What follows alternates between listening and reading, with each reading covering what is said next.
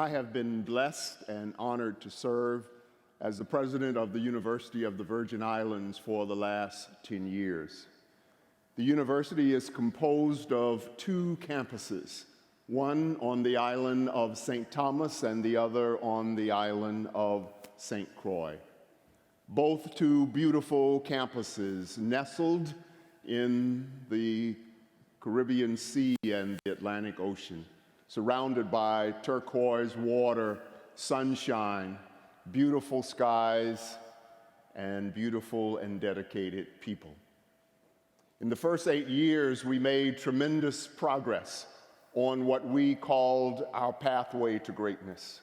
We added numerous degrees, including our first PhD in creative leadership. We developed an outstanding entrepreneurship program, a student-run radio station, built 2 buildings, increased our capacity to raise funds and to engage in research. We were doing what we felt were the right things at the right time. And then, in September 2017, the university and the Virgin Islands were hit by 2 Category 5 hurricanes within the span of 2 weeks, Irma and Maria. The beautiful and scenic campuses that I have just described encountered winds of 185 miles per hour that left in its wake destruction. Buildings that we had cherished and loved no longer looked the way they did before.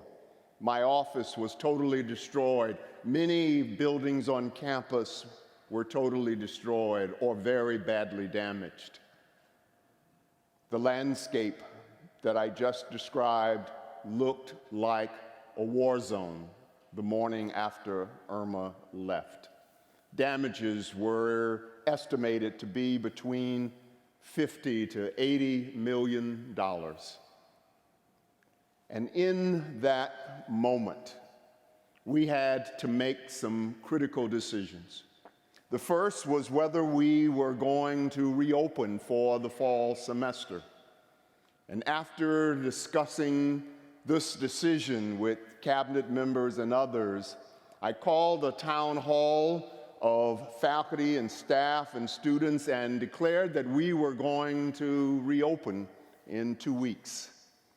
And I remember in the front of the room was one of our experienced and respected faculty members who said, we should close and stay closed for the rest of this semester because our homes are damaged, our lives are being shattered.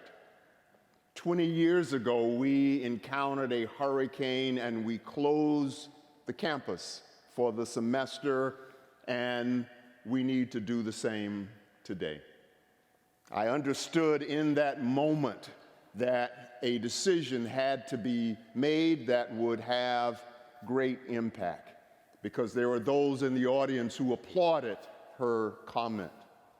And I said to her, with the compassion and with certainty, that if we do what we did 20 years ago today, then we have not learned the lessons of 20 years ago. And so it is so important for students and for others that in the moment of crisis and uncertainty, there needs to be certainty. But the more important decision and the most important principle was the message that we sent to our students, which was that we would hold them harmless. They had not created Irma, they had not ushered in Maria, but they were, like the rest of us, the victims of Irma and Maria. And they needed to know that we would hold them harmless. What did that mean? First, though the semester had begun, if any of them wanted to withdraw at this point, they could do so without any penalties. But more importantly, it meant that we were going to save the semester, and every course that had been scheduled would be offered, despite the fact that we had lost numerous buildings, despite the fact that there was a curfew and no lights on both campuses at night. It also meant that our faculty members had, along with our deans and provosts, had to redesign our curriculum. Courses that were taught in the classroom now had to be taught online. Saturday and Sunday courses became common.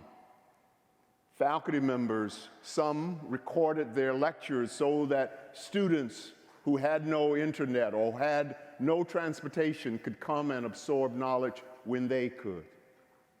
Holding Harmless did not mean that faculty members would lower their standards, but it meant that they would increase their flexibility, increase their compassion, increase their creativity in order to serve our students.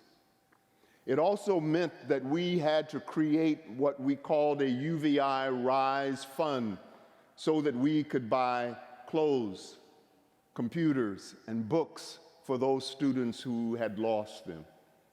And all of this was occurring while faculty members and administrators had lost their homes, roofs gone from their homes, having lost some of their prized possessions.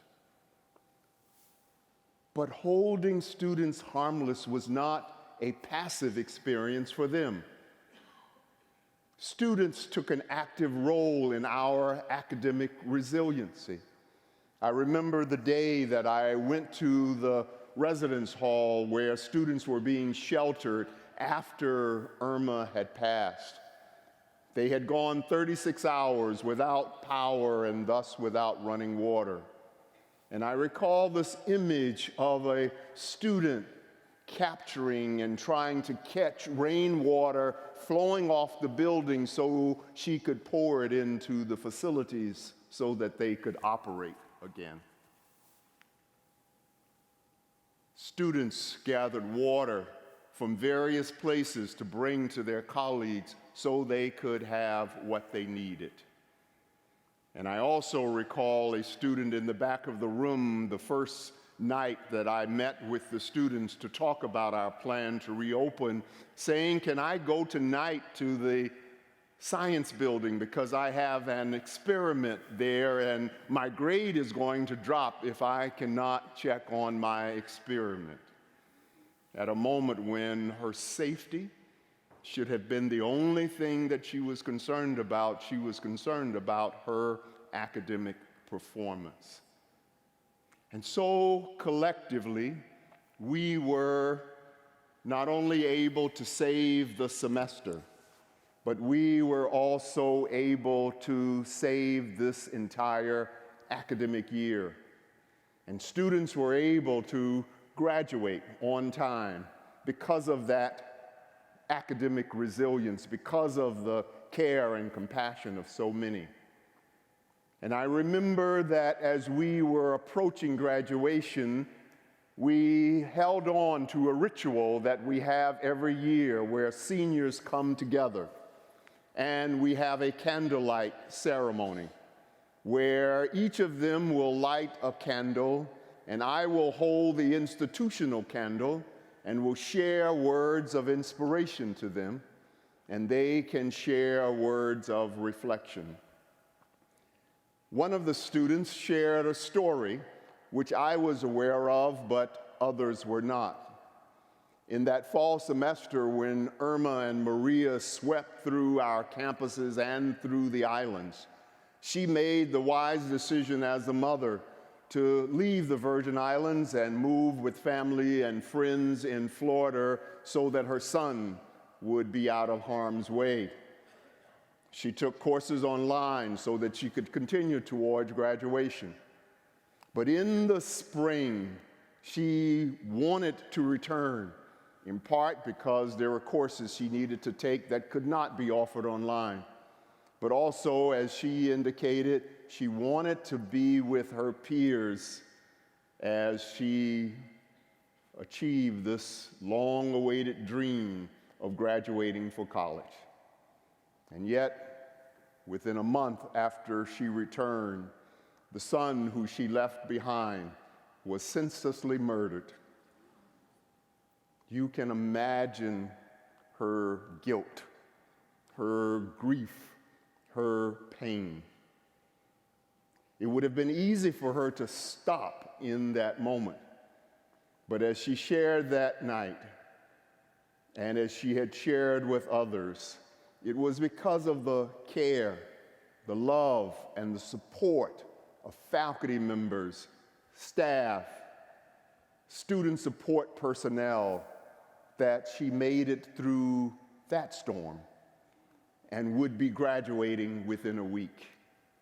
So holding students harmless does not mean that we can protect them and prevent harm from entering their lives. But it does mean that we can stand with them in the midst of their storm, in the midst of their harm, and put our arms around them so they don't suffer more than they have to. I share this story with you not to prepare you for 2 Category 5 hurricanes. I pray that you will never have to experience that type of event.